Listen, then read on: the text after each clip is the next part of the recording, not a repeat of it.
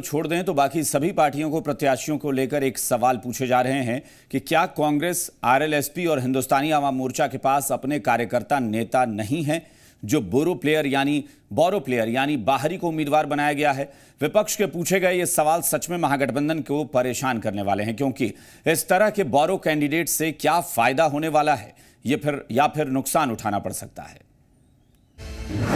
बाहरी के भरोसे महागठबंधन, कांग्रेस में सबसे ज्यादा बाहरी उम्मीदवार, हम और आरएलएसपी को बाहरी पर भरोसा। क्या बाहरी के भरोसे जीतेंगे दंगल? इस बार का सियासी समर बड़ा ही अजीब है। कौन किसके पाले में कब तक है, संदेह की नजर से देखा जाता है।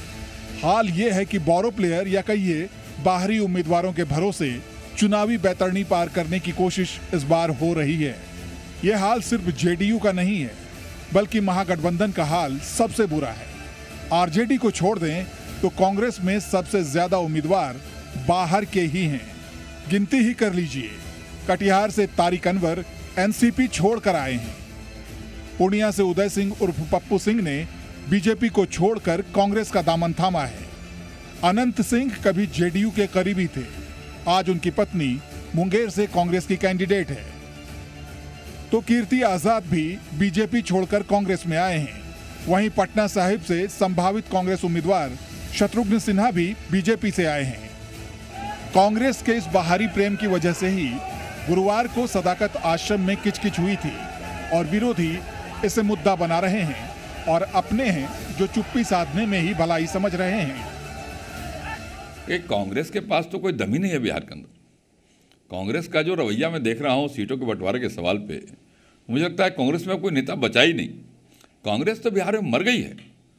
और उस कांग्रेस को अगर बोरो प्लेयर के माध्यम से जिंदा करने की कोशिश करेंगे, उनको निराशा हाथ लगने वाली है। अब क्या घमासान है, कौन बाहरी है, कौन भीतरी है, कौन उनके यहाँ टिकट मांग रहा है, कौन टिकट ले रहा है, इसकी कोई जानकारी हमारे पास नहीं है कम से कम। इसलिए अब इसके बारे में हम कोई राय नहीं दे सकते। कांग्रेस का अपना अंदरूनी मामला है, वो लोग अपना।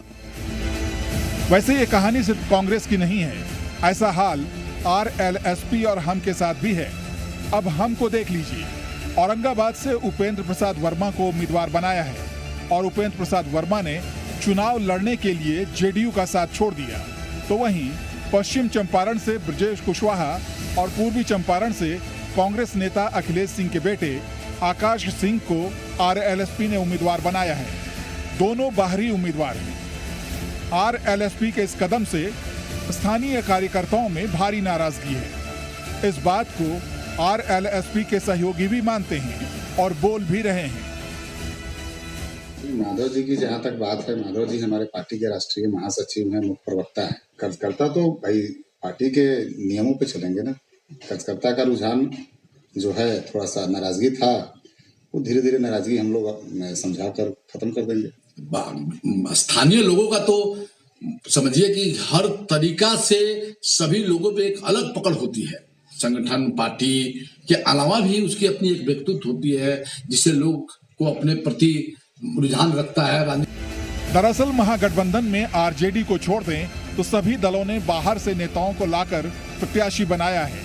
यानी उनकी हालत ये है कि अपने कार्यकर्ता और नेता ऐसे नहीं मिल रहे हैं कि उन पर भरोसा कर चुनाव में टिकट दिया जाए। और इस हाल को अब एनडीए मुद्दे के तौर पर भुनाने में जुटी है।